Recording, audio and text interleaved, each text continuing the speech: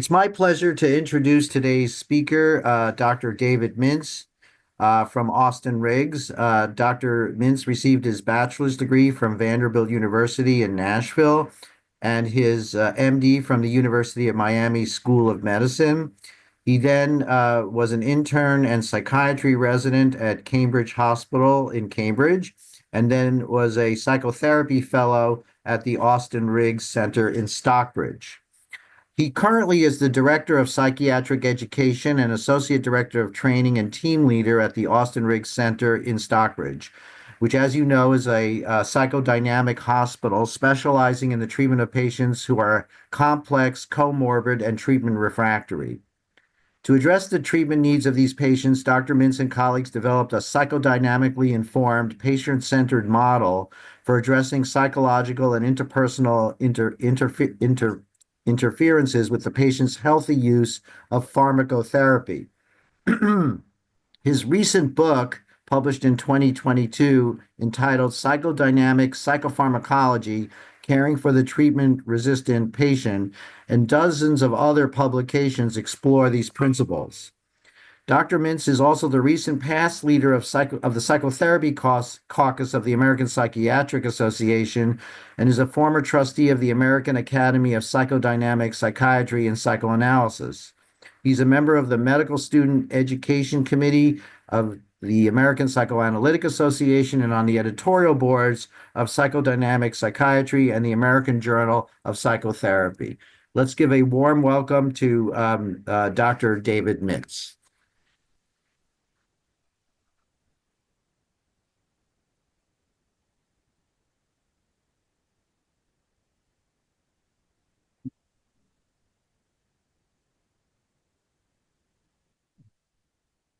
Thank you. As we said, I'm going to talk today about how we think about the ways that the patient's psychology intersects with their capacity to use medications. Maybe before that, though, I should offer a disclosure. I do have some. Is that working? Yeah, seems to be. I do have some conflicts. But none of them are financial, just the usual ones. Oh, hold on. Actually, this will work better with this.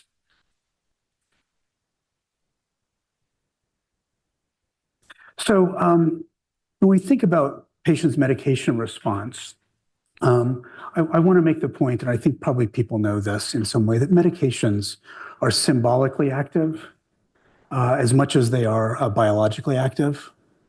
That for our patients, there are meanings that get attached to those medications. And oftentimes, of course, they're helpful meanings. This is the placebo response.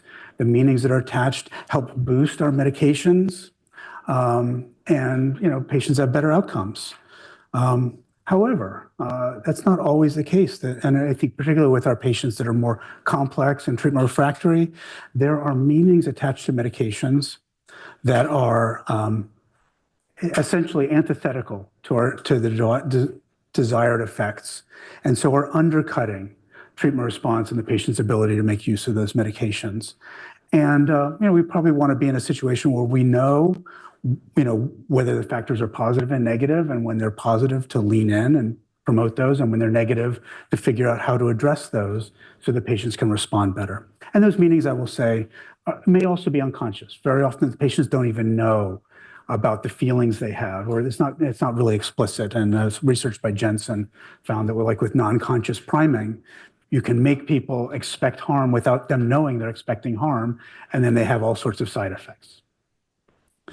And so this leads us into thinking about treatment resistance. The bottom here, if people are interested in diving deeper into this, there's a lecture on the Austen Riggs Center webpage that really spends a little bit over an hour looking at the deeper psychodynamics around treatment resistance. And we're going to touch on that, but there's a lot more that could be said. Generally, when I think about treatment resistance, I think of it as falling into one of three buckets. So what I would call treatment resistance to medications, treatment resistance from medications, and then treatment resistance that really derives from something that the treater is doing. Treatment resistance from medication, or to medication, sorry, typically has to do with ambivalence, right? And patients can be ambivalent about a lot of things. They can be ambivalent about medications. They can be ambivalent about treaters. And of course, I mean, anybody have patients who seem to be ambivalent about getting better, right? Or they can be ambivalent about getting better. And when you have that kind of ambivalence, there's a good chance that it is working against the treatment, right? And that often will show up in patients who don't respond, in patients who don't adhere, or in patients who get side effects. You know, they're expecting harm, and so they get harmed. Almost the exact opposite are the patients that I would call treatment resistant from medications. These are not patients who resist us, who fight us, and that's at that level. These are patients who want medications, like medications, tell us the medications help, desire more medications. But you know these patients because they're asking for more medications and they're telling you they work, and maybe you even see on a symptom scale that symptoms, their anxiety is going down or whatever, but something in you says, I don't want to prescribe. I want to hold back. I want to say no. I want to stop. Right? And that's because I think oftentimes these are medications that are being turned to serve countertherapeutic ends that we'll talk some about, almost in a perverse way. And ultimately, the way the patient is using medications contributes to a kind of psychiatric chronification. This is a patient who, because of the treatment, is never going to become a non-patient, right? And then there is our own contribution where we approach the patient in a way where a reasonable person might want to fight us, where there's a failure of our integrative capacity, where we're maybe just treating the patient like they're a neurotransmitter soup or a collection of symptoms and not a person. So we're not really able to think about the patient's psychology and their developmental aims and things like that, or times where medications are used defensively by us. So we're not using our medications in a rational way, so the patient doesn't respond in a way that's helpful to them. Which leads me into what we've called psychodynamic psychopharmacology, which is an approach to prescribing with complex patients.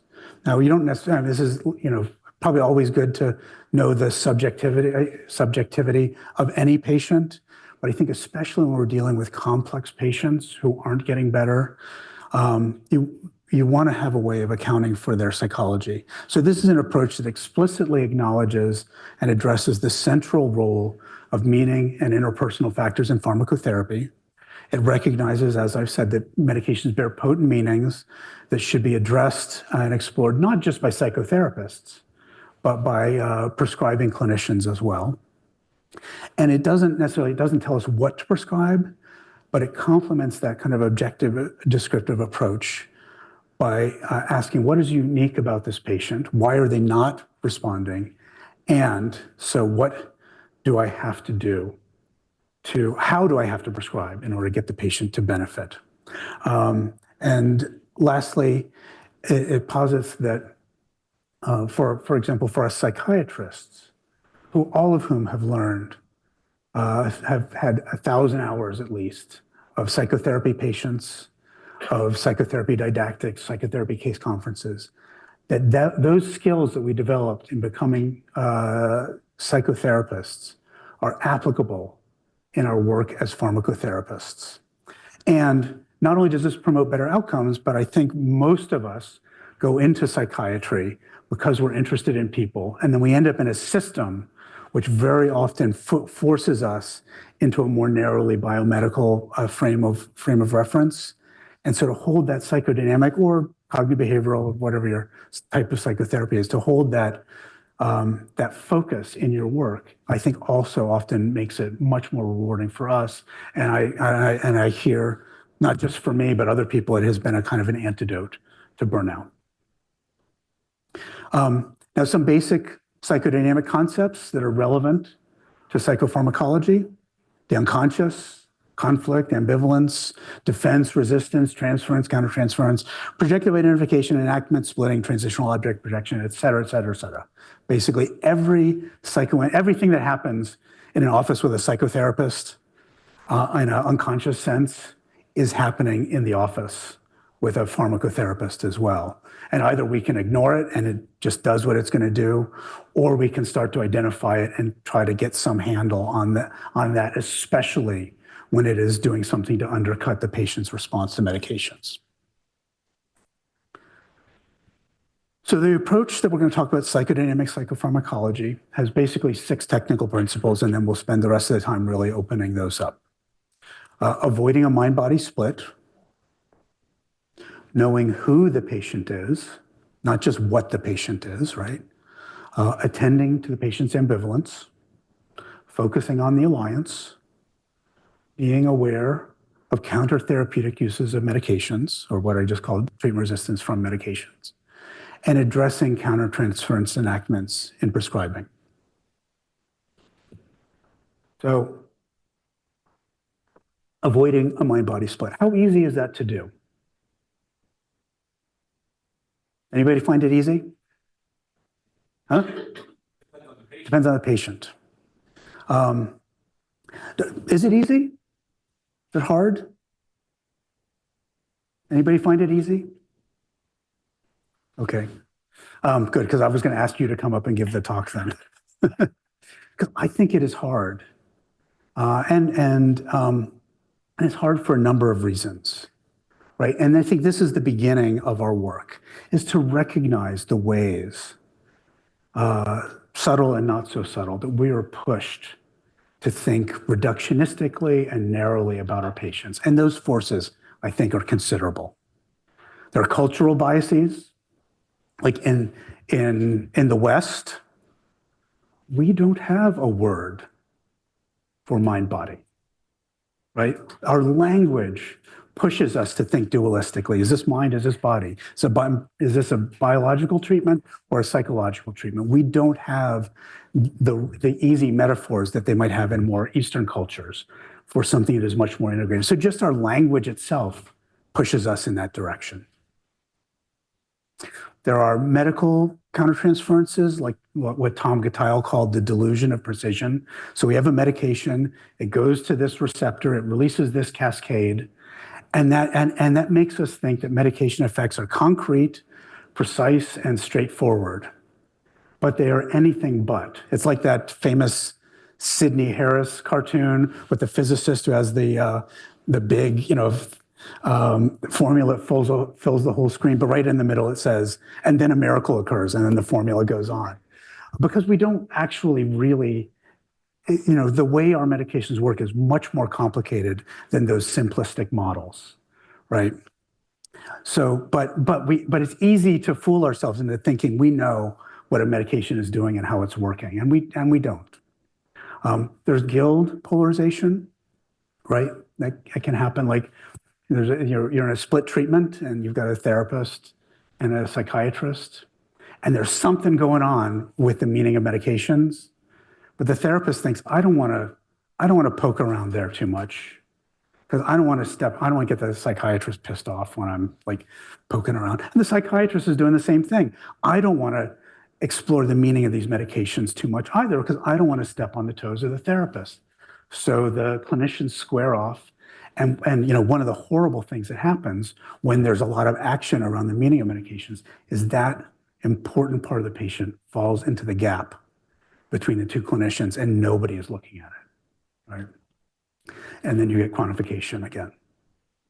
There are systems pressures. The systems that we're in push us to think of ourselves as prescribers, right? That's the terminology we're often saddled with. A patient comes into the hospital, a young woman with, cluster B stuff in a family with a cluster B mother who's, said something really horrible to the patient. She takes an overdose, ends up in the hospital, right? And, we're under pressure if we're going to keep that patient, which often we don't, but if we do, to be doing active pharmacotherapy, right? And is the insurance company getting on the phone and say, well, did you help that patient confront her mother about the intolerable living situation? Or are they asking for you to be making medication changes, right? So we're pushed in that way. And then stress. Is anybody here under stress? One person, okay. Right, well, like we're under a ton of stress. And one of the things we know that stress does to our minds is it pushes us to seek cognitive simplicity, right? We don't want to think about that. We want to strip it down to so again, that pushes us to thinking dualistically, narrowly, biomedically about our patients. And our own personal biases can push us that way. So for me, for example, as having been in my childhood a sadistic older brother to my younger sisters, I get into medicine with a deep need to do no harm, right? And so I learned that there was nothing that would stop me from thinking complexly faster than a patient who was being harmed. You're hurting me with this medication. I'm flying into action. I'm stopping things, changing things. And I learned that's a place where I have to take a deep breath, step back and think, what else might be going on, right? And we probably all have our buttons like that affect us. And then the patient's contribution as well. They may be pushing us in that direction. I was doing an intake for a young man. We're going to get to the part where I'm asking him, so what's your mood been like for the last week or so? And he says, anhedonic. For some reason, this young man is making an argument for me to see him narrowly through the DSM. And I don't know what it is yet, but it alerts me, oh, there's something really interesting that's happening here that probably we should be attending to. So we're under tremendous pressure to think in a narrow way. But the truth is, that misses the actual complexity of what's going on because, we think of pharmacotherapy as a biological treatment. I think the evidence suggests that in many cases, maybe all cases, it is as much or more a psychological treatment. Like this, anybody see the study by Bashore that came out in the last couple of months, a meta-analysis of placebo effects? Placebo effects for antidepressants, I think 1.59 effect size. What are antidepressant effect sizes? 0.3, 0.35. Placebo contributes at least 75, 80% of what happens with antidepressants. And that's the most, but that going all the way down and that to antipsychotics. In the Bashore meta-analysis, antipsychotic effect sizes, 0.59. Actual medication effects from antipsychotics, 0.51, 0.52, somewhere in there. So about equal. So meaning effects, psychological effects are contributing to the outcome of our medications powerfully. And so much so, what happened there? Oh, there. So much so that, especially with antidepressants, I think we could really consider our antidepressants to be primarily psychological treatments, right? But other things, provider variables, who we are seems to, at least with antidepressants, who we are seems to contribute more to outcomes than the medications we prescribe. Readiness to change, the alliance, other factors like that. We'll talk about some of that. And so I think the starting place is to start with a kind of an approach to the patient as a person. How do you start with a person-centered integrative perspective? One of the things that I think we can do, if it seems palatable to you, is establish a developmental focus, patient-centered, rather than an illness-centered focus. So I would ask a patient, not what are your symptoms, but where are you trying to get in your life? And if this treatment works, what will happen? So right away, it starts to frame this as I'm trying to help you as a person, not as a symptom. And then we get to how the symptoms are in the way of those developmental goals.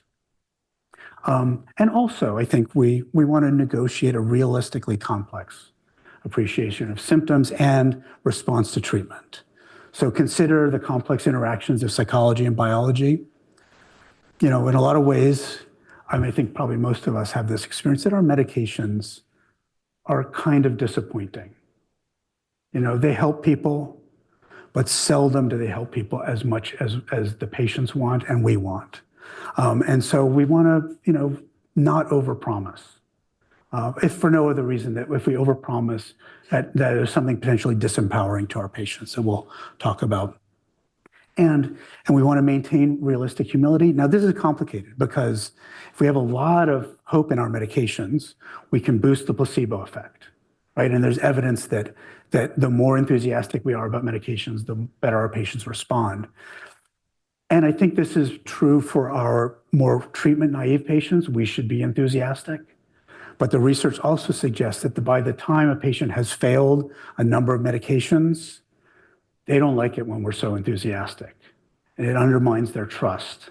And so what I'm saying here about, realistic humility, I'm really saying we reserve that for our patients who are already treatment refractory. And to be fair, that's almost all of our patients, right?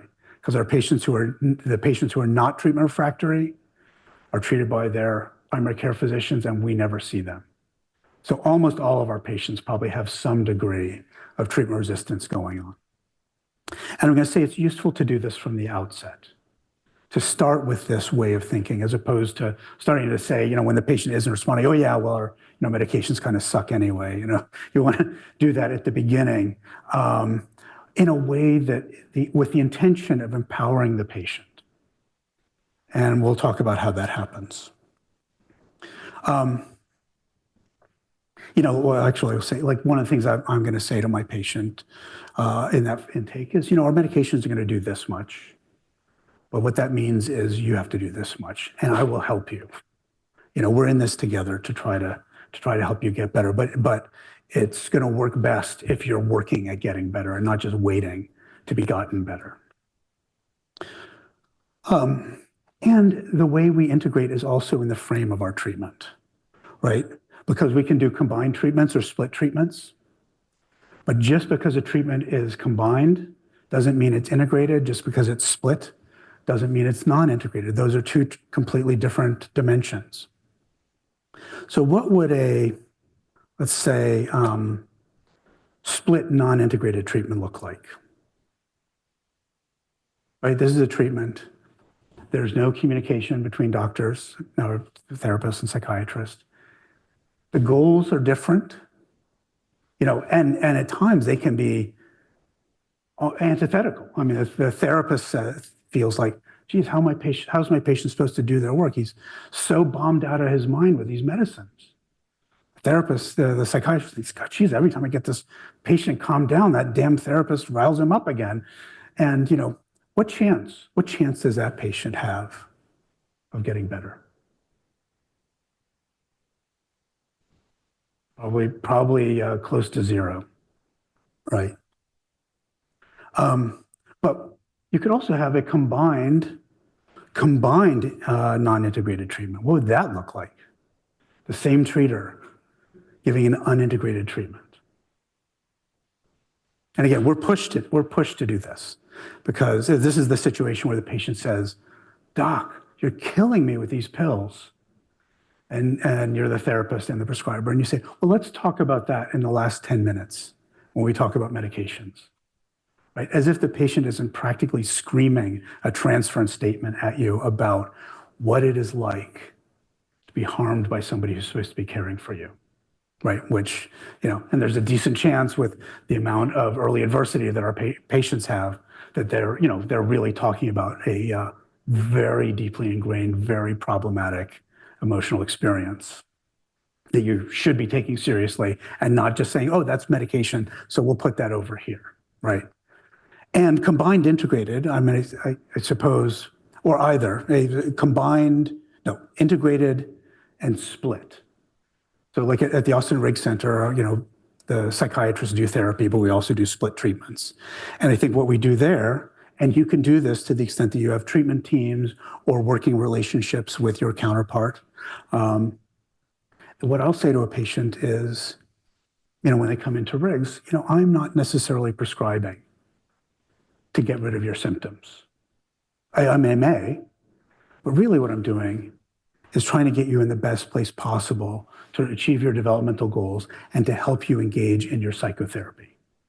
So, maybe it takes 8 milligrams of Klonopin to get rid of your anxiety, and now you don't have anxiety, but you're not going to remember a thing about what you talked about in your psychotherapy. So, obviously we're not going to do that. And when I do that, what happens in the therapy? The therapist feels like the pharmacotherapy is there to support the therapy. The patient starts mucking around with their medications. They're not adherent. And the therapist is like, what are you doing?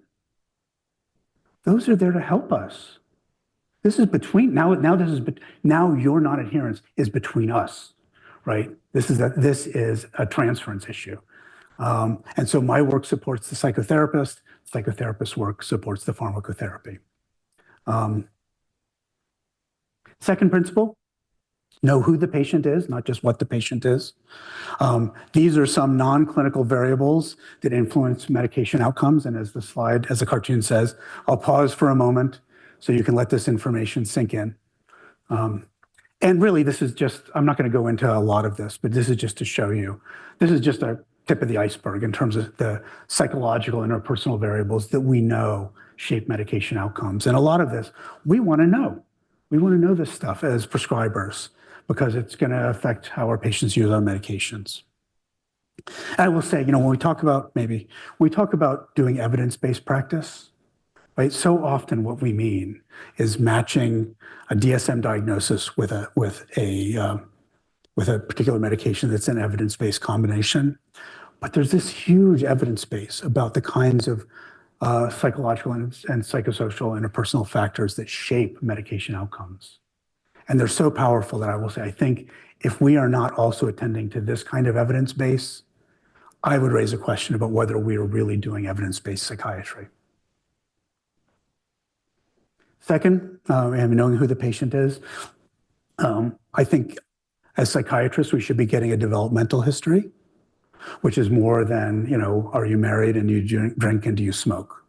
But and really is, in my work, there's a couple of reasons I want to do this. One is I think it supports the alliance. The patient feels like, oh, you're interested in me as a person and not just as a bunch of symptoms. So that, you have a better relationship. And also you've talked about stuff in a way that I think makes it easier for patients to, suddenly they're having sexual side effects and you've asked about this a little bit, so it's easier to bring it in. But on top of that, I think characteristic relational patterns can be repeated with medications. So you get a patient, the kind of person who is like unconsciously deeply dependent, manifestly counter-dependent, and really anxious about their dependency. This is a kind of person who gets into a relationship, and then as soon as somebody starts to get dependent in that relationship, they find a way to blow the relationship up. Anybody treat people like that? All right. There's a pretty good chance that the same dynamic is going to play out around medications. Right? These are the kinds of patients who, as soon as they feel better, what do? They stop it, right? Because it has helped them. They have this feeling like, oh, I need this. And because they have this feeling that I need this, they have the other feeling of, so I have to stop it, right? And I want to, if possible, I want to have a conversation with the patient about this before that happens, not after. And so we can begin to predict these kinds of interferences and have a conversation with the patient in the beginning of treatment, kind of frontal lobe to frontal lobe, right? Rational mind to rational mind. Because when that reaction happens 4 months later, the patient is now operating on a limbic system level. And if you've had that kind of frontal lobe conversation already, you have a better chance of restoring the conversation back to, oh, is this the thing that we talked about in that first session? I wonder if you're stopping this because you're anxious about, depending. So it can help us kind of get ahead of problems, that kind of developmental history. And the other thing we want to know, and in terms of this, so basically, yeah, as I said, the things you want to know are relational patterns and also, characteristic, I guess, basic, what were the basic models of caregiving authority that the patient has in their mind? Because again, chances are some of that they're gonna see you through the lens of, their early life experiences. And we also want to ask patients about their experience with medications. Among other things, our patients have very powerful and lively relationships with medications often. And, some of our patients, I don't know if any of you have this, but, I treat people for whom their medications are more important than any single person in their lives. Anybody have that? Like, that's a powerful relationship. And we want to know about that. And whether you're a prescribing psychiatrist or a psychotherapist, psychotherapists should also have in mind that there are powerful object relationships, tied up around medications. And and it's the kind of thing in an intake that takes a minute, right? What's it like for you to take medications? Patients will lay it out for you, what the problem is, why they're not going to take it. I don't like to be dependent. If the medication does it, it means I didn't do it myself. And then And again, if you do it early, you're having a rational conversation about it before the patient's irrationality really kicks in. And this all leads, of course, to where we're heading, attending to the patient's ambivalence. And as I said, patients can be ambivalent about medications, about treaters, and about symptoms or health. And, how ambivalent are patients about medications, pharmacotherapy? Right? I'm going to suggest that pharmacotherapy is almost the embodiment of ambivalence, right, of conflict. Does anybody know the derivation of the word pharmacology from the Greek? It comes from the Greek pharmakos, or pharmakon, sorry. Pharmakos is a little different. Pharmakon, which means drug or cure, and also means poison, right? How many of our patients come in with this in their minds, right? And it also comes from the Greek pharmakos, which is the ritualistic exile or sacrifice of a human scapegoat, right? You identify somebody who's the problem, and you figure out how to get rid of them, right? In order to save the community, right? So to the extent that you think that etymology kind of carries the unconscious of the culture of our language, this is in there. And as I'm implying, this is super common. So patients are very mindful of how it will harm them. And a study by Piguet, a sociologist, he did interviews of 130 or so people who had a history of being prescribed antidepressants. They're very open-ended. Tell me what it's like for you to take antidepressants. And then they did a factor analysis of those open-ended narratives. And there were 15 themes that emerged, that tended to be common across those narratives. And of those 15 themes, the top 4 were about being harmed. You had to get to the 5th most common theme for patients to be talking about being helped by their antidepressants, right? What does this mean for what our patients are carrying in to our offices? And the thing is, our patients won't tell us this. If we don't ask about ambivalence, we will only hear about it 2 or 3% of the time. If we ask about ambivalence, now about a quarter to a third of the time, the patients will let us know what some of the sources of ambivalence are, which of course are likely to lead to things like nocebo responses, medication non-adherence, et cetera. So we want to ask.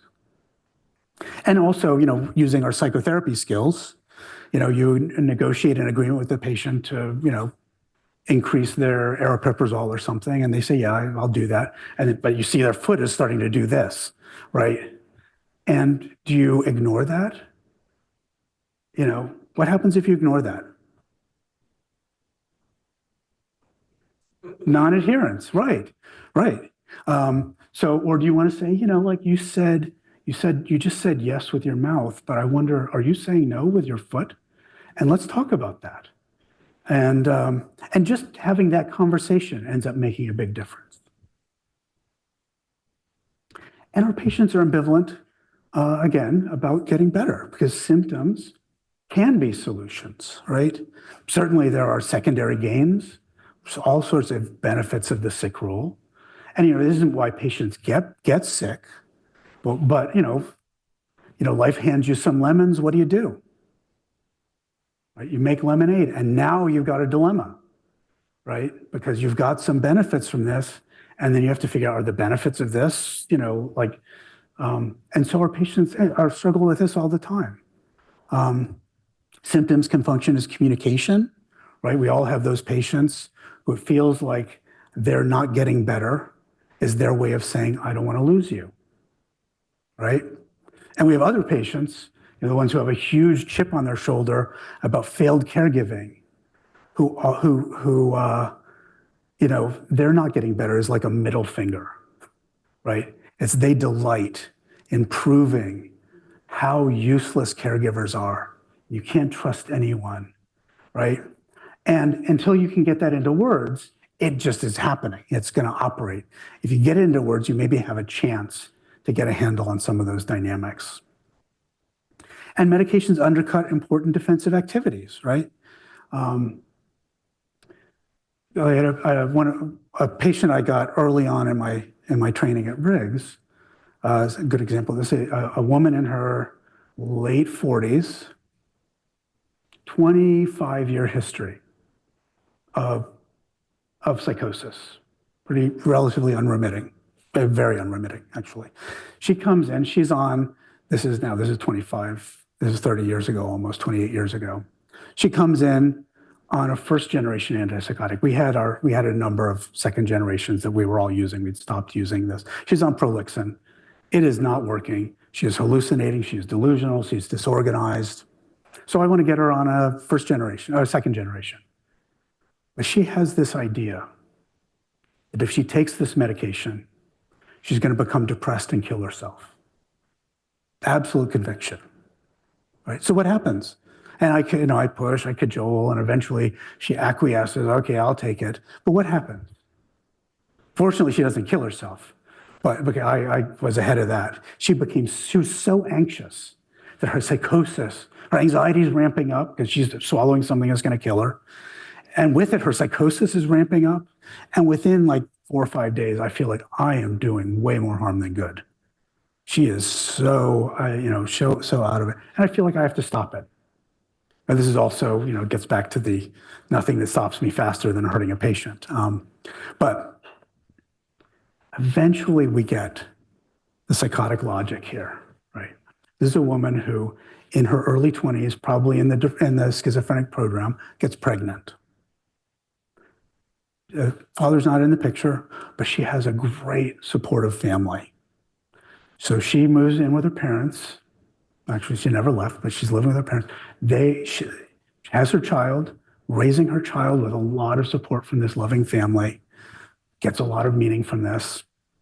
And then when her child is 5, he develops a glioblastoma and dies. Right? Anybody want to guess what her most common hallucination is? It's easy, right? She hears her son.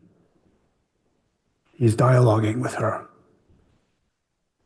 And among her top delusions, top 2 or 3 delusions, is the idea that she can cure AIDS and various deadly diseases, and that she holds the secret for raising the dead.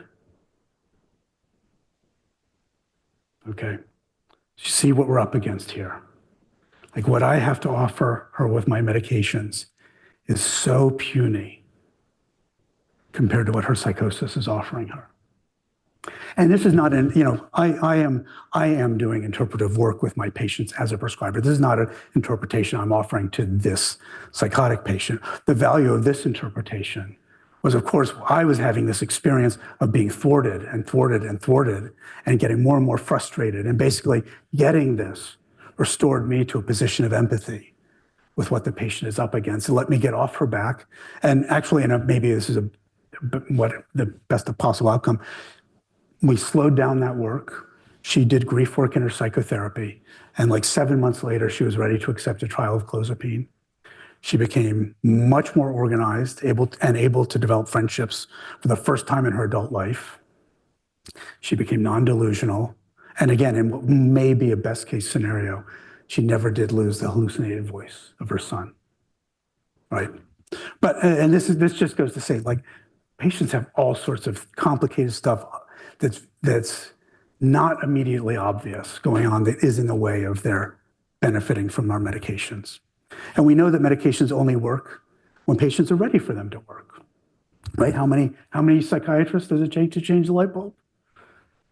It only takes one, but the patient wants, light bulb has to want to change. And we know, for example, in a study by Beitman of benzodiazepines for panic disorder, they did this, placebo-controlled trial, but they had done the Prochaska and DiClemente battery beforehand. How ready are people to change? And if you were ready to change, if you're in the action phase and got the active benzo, you had the greatest reductions in panic. If you were not ready to change and got the placebo, you had the least reductions. But in those other two cells, right, you know where we're headed, patients had greater reductions in panic getting placebo who were ready to change than patients who got the active benzo and were in a pre-contemplative phase, right? So, and again, we haven't done the research yet about, so what does it take to move somebody from pre-contemplation, contemplation to action? But I think that is part of our work as prescribing psychiatrists to help to identify that and work on it. And also, obviously, to send those patients off to therapy when those kinds of things are in the way. And one of the questions I'll ask, what might you stand to lose if treatment works? Right? Again, it takes 2 minutes, a minute to ask this. And, probably 60, 70% of the time patients won't have a good idea about that. But, 30, 40% of the time patients will give you an answer about what's hard for them about getting better. I mean, just some recent examples, like a trans man I recently treated who had felt like he'd been abused and, the system just let him down. He said, well, if I get better, it means that all that abuse I went through doesn't mean anything. It doesn't matter. Basically, it lets the system off the hook, right? So he was almost like a living monument to kind of a systemic neglect, right? Another patient says, a mother of a toddler, I'll lose the attention of my husband. This is a woman who's in a battle with her toddler over the attention of her husband. She doesn't quite know that yet, but she almost says it, right? So sometimes patients will tell you what they would stand to lose. It means I can't do it myself, right? There's a narcissistic investment or a kind of defensive self-sufficiency. We want to focus on the alliance as well. That's probably, maybe the most important factor in treatment outcomes. And the pharmacotherapy alliance, first of all, as I said, as you may know, is directly correlated with treatment response, right? And again, a stronger determinant of treatment outcome than the medication itself, at least with antidepressants. So a secondary analysis of the TDCRP, the Treatment Depression Collaborative Research Project, which was before STAR-D, the largest NIMH-funded multi-center placebo-controlled trial that had been done. And Krupnik, Sotsky et al. Went back some years later and looked at it through the lens of the alliance because they collected alliance data. And the patients who had a poor alliance with their psychiatrist and got the placebo had the lowest reductions in depression. Patients who had a good alliance with their doctor and got the active antidepressant, best reductions in depression. And you know where I'm headed, right? In those two other cells, patients who had a good alliance with their doctor and got a placebo had greater reductions in depression than patients who had a poor alliance with their doctor and got the active antidepressant, right? So it's not sufficient to just do Siggy caps goodbye, right? Like we need to be working on the alliance with our patients, attending to doing things that promote alliance, and warmth and empathy, giving patients choices. We're working on this together. It's not just me telling you what to do, but I'm also listening to what you want. But we can be, the thing is, you can be the warmest, most supportive psychiatrist ever. But how many of your patients have histories of early adversity? By the time they get to us as psychiatrists, like I said, the easy patients are treated by their primary care doctors. I think the vast majority of patients that are treatment refractory have histories of early adversity that are complicating their ability to use pharmacotherapy or treatment in general. And so that patient, as nice as you are, they have very deeply learned lessons about the danger of caregiving, right? And so they expect more harm than help, right? Medications can reactivate profoundly negative relationship schemas for our patients. Toxic experiences of rejection, take this and get out of my office. We've all had patients who have that kind of experience. Sexual intrusion, right? You can imagine a patient who was sexually abused in childhood under the guise of caregiving, right? A comforting gesture, hand on the shoulder, turns into a caress, turns into a grope, turns into something really quite horrible, right? Or turns into oral rape. And then you say to the patient, put this in your mouth. It will help you feel better, right? What is going on for that patient? Consciously, they expect to be helped, but you could imagine all of that patient's alarm bells are ringing, right? And with a pretty good likelihood of some kind of negative response. Other forms of physical or psychological control by another, we've all had patients who say, I don't want to be turned into a zombie, right? And I always think, part of that is like just a lifeless automaton, but the other part of the zombie mythology, of course, is falling under the control of the zombie master. So when a patient says that to me, I'm also thinking, oh, there are control issues tangled up in this. And transgenerational histories of systemic oppression, generations of abuse by the medical establishment or neglect. And then that patient is going to come in. It's no matter how nice we are, there's going to be well-earned distrust. And so these are, when there's this kind of thing going on, these are the patients that are power struggles around medications, what the patient's going to take, how much they're going to take, all those things. Efforts to control the doctor, right? Patient is like this, but they tell you this much of the picture because they are trying to control what you're going to do. They don't want to give you the ability to make, much more reasoned decisions because then they lose control. Efforts to supplant the psychopharmacologist. You say, you should take 100 milligrams, and then they take 50. And then they don't get better. And then you say, well, 50 isn't going to work. You need to take more than that, so you should do 100. Next time you meet them, they've got side effects because they bumped it up to 200 because they are not going to be controlled by you, right? Or our patients who are, some of our sickest patients are the ones who can't fight with us, even though they're scared. They have to acquiesce because that's part of their character. And these are people, there's research on this, Fast and Fisher, et cetera, that they cannot say no with their mouths.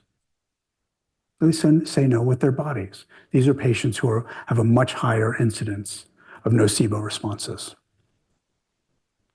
And so, what do? We can do psychodynamically informed interventions. Like you have in your formulation, this person is reacting, for example, to their to their authoritarian father. So you're that, right? So, and we should always be giving our patients choices, but especially that patient whose transference world is kind of colored by an authoritarian father. You say, these are the three things that I think would make sense. Which one do you want, right? Focus on good communication with dismissive patients with a dismissive attachment style, because that's another thing that influences outcome with that patient group. Another big thing we can do is really increase the dose of the doctor. Right? It is so powerful. You'll be surprised how many times a treatment non-response will turn into a treatment response when you say, you know what, I think we should meet a little bit often for a while, right? And all that stuff about, oh, you don't care, you're trying to get rid of me, just kind of evaporates. And then more psychodynamic interventions. So as I said, like with a patient, some of the patients we discussed, like the kind of patient who's terrified of dependency and they blow up their relationships, I will say to that patient in the first session, oh, I wonder if you're the kind of person who stops a medication because it works, right? I'm offering an interpretation there. Or the patient, I don't have time to get into other interpretations, but I think there's room for us as prescribing psychiatrists to do some interpretive work, but in a way that attends to roles and boundaries. So our goal is not to bring about a much broader awareness in the patient. If we're going to do interpretation, it has to be specifically aimed at how the patient uses pharmacotherapy, or else we're stepping on the therapist's toes. And that's a time when I've done that, that's a time where I will end that interpretation with the phrase, and I think you should talk to your therapist about this. And that's one of the times I'm likely to get on the phone and say, I just want to let you know I offered this interpretation to your patient. So I'm trying to push it back into the therapy, because what I don't want to do is accidentally create a parallel therapy. But I do feel like if I don't engage this with the patient, it's probably not going to get engaged. And so it's like there's that gray area between the therapist and the prescriber. I think that we should be both working in. We want to be aware of countertherapeutic uses of medications as well, right? Lots of ways our patients use medications that on the surface make sense and underneath are deeply problematic, right? There's a kind of submission to medical authority, right? Where patients surrender their authority to the doctor, right? They come in basically like, fix me, which is the worst place from which to be trying to get better, right? And we don't want that. When I get a patient like that, I'm doing a lot of work to try to help them understand they play a major role in shaping the outcome of their treatment. Medications can be a kind of denial of reality, right? You can imagine the patient in an abusive relationship, they're depressed and anxious, they're on an SSRI and a milligram of Klonopin twice a day. Except they actually don't take their milligram of Klonopin twice a day. They take 2 milligrams of Klonopin at 4 o'clock, just before their boyfriend gets home from work, right? Why? So they can put up with this crap and be fuzzed out, and it doesn't really affect them so much. What chance does that patient have, do you think, of getting non-depressed? Pretty small, right? And so that patient is using medications to deny, an important aspect of reality that in a healthy way, instead they would recognize, say, this is intolerable, and either the boyfriend, this has to stop, or actually just get out, right? Medications can function themselves as what Edward Glover called an inexact interpretation. It offers an explanation that strips things of meaning in a way that helps the patient feel better, but not get better. So for example, those of us that are, especially those of us that are a little older, will remember in the 90s and 2000s, and we still see it now, but it was rampant, 15, 20 years ago. The patient in cluster B is impulsive and labile. And so somewhere along the way, some doctor says to them, oh, you have bipolar disorder, right? And what happens when that cluster B patient gets that interpretation of their troubles, right? a good portion of them come into you now, holding on to that diagnosis for dear life. My bipolar, right? Not just bipolar, my bipolar, right? Why do they do that? These patients split, right? They're filled with horrible feelings that they cannot bear. They have to get rid of them. They put them over there. I only did that bad thing because of you, you know, until they can't bear that, and then it's back in them. But a diagnosis like that allows them to achieve a kind of a vertical split right down the middle. The good stuff is me. The bad stuff is my bipolar. And one of the things that happens is that patient feels better almost immediately. And is also very rewarding. I think the reason it used to happen so much is also very rewarding for the clinician. Oh, Dr. Mintz, no, nobody has ever, all the doctors, you're the first person to really understand what the trouble is. And also just, sitting with that, the kind of self-loathing of that, that borderline patient is hard. And now they feel better, and everybody feels better. And the thing is, they feel better, but they get worse, right? Because now they're no longer responsible for their worst instincts. Who's responsible? You are, doctor. They have an extramarital affair, blow up their relationship. They come to you saying, I need more medication because you didn't treat me well enough, and you're to blame, right? So we want to be aware when patients are using are the meanings attached to medications in defensive ways. And I treat people, it's almost like they don't even have feelings anymore. They have symptoms, right? When our feelings have evolved over hundreds of millions of years for a reason, which is as a kind of a guide through the social world.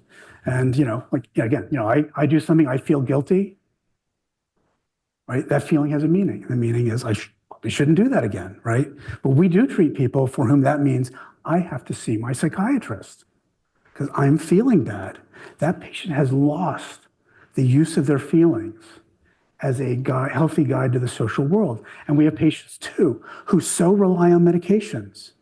They don't, like a young woman I treated, kind of tempestuous young woman from a tempestuous family, gets depressed. She's blowing up a lot as an adolescent. By the time she's 13, she's on an SSRI and Seroquel that she takes when she gets upset. By the time I meet her, she's taking Seroquel 3 or 4 times a week as a person in her early 20s. Which takes every time she becomes overwhelmed and suicidal, which is, again, like I said, 3 or 4 times a week. The thing is, most of us were tempestuous in some way or other. But what we did was we learned affect regulation, right? We learned to manage our feelings. This person learned one affect regulation skill. What was it? Take a Seroquel, right? Until this patient get a handle on this person is doomed to be a chronic patient. And medications can replace people. Oh, I just have a few seconds.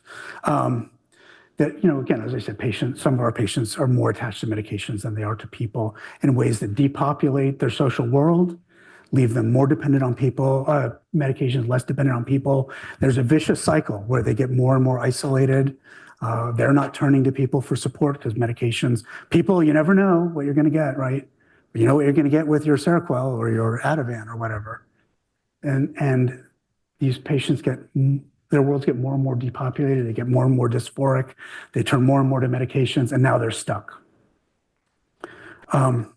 Maybe there's a couple more slides, but the main point is, right?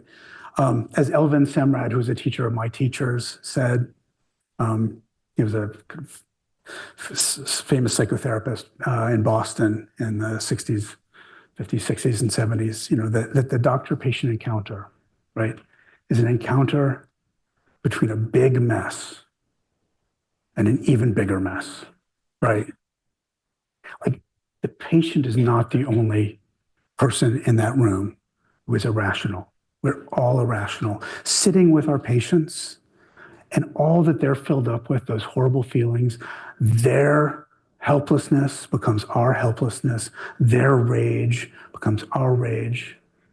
And there are plenty of times then that the prescriber ends up prescribing in order to address their own suffering and not necessarily the patient's, right? And so, I think we want to be aware of this. And, we at Riggs, of course, we get patients all the time, right, who are on they come in and they're on like 2 antidepressants and 2 mood stabilizers and an antipsychotic and something for sleep and something for anxiety. And, by that time they're so sedated, maybe there's also a stimulant in that mix. I look at that regimen when I get a new patient, and my first thought is, this patient has made some poor doctor suffer an awful lot to get a medication regimen that looks like this, right? And so we have to be aware of that. And I think, with these tough patients, helpful to talk with colleagues. I write a psychodynamic formulation on every patient because there's some evidence that helps restore us to, at least some empathy and a bit of rationality. But I think we have to just recognize that we are just as capable as the patient is of behaving irrationally. So I think that's it. So I have time for questions.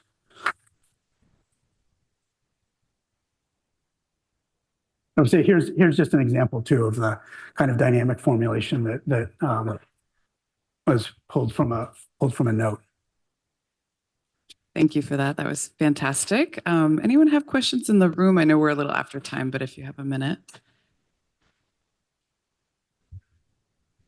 Okay. I will ask one from the chat from Raymond Flannery, Jr., PhD. How to address a patient that has been compliant with meds, but when attempts to increase meds now results in serious side effects? What may have changed? How to address, or let me see if I can see in the chat. Can you say that again? I'll repeat it. Yep. A patient who's compliant with meds, but when you try to increase, now there's serious side effects. What may have changed? Well, like I said, I think a lot of this involves how you start with the patient. So I think it's helpful to start with the patient with a recognition that meaning effects are an important part of what we're doing. And so that gives you a chance to start to raise a question about, well, we don't know what's happening here. I don't know if this is a medication side effect, if there was some ambivalence you had about taking this medication that has caused this. And there's evidence that, well, of course, this allows you to slow down. If you have had discussions, especially with side effect prone patients, if you have had discussions about nocebo effects, they actually are less likely to have side effects. They're more likely to be able to ask a question like, is this headache from the medication? Or is it, I get headaches 3 times a week, so I don't know why I think it's the medication. So having as a part of the doctor-patient relationship, a discussion of meaning effects, is that part of our psychoeducation, for example, it puts us in a position where we can ask. And now in this particular case, I don't know why that's happening, but I would want to be able to have a conversation, or like a real conversation with the patient that may give us a little bit of room to not have to respond so immediately.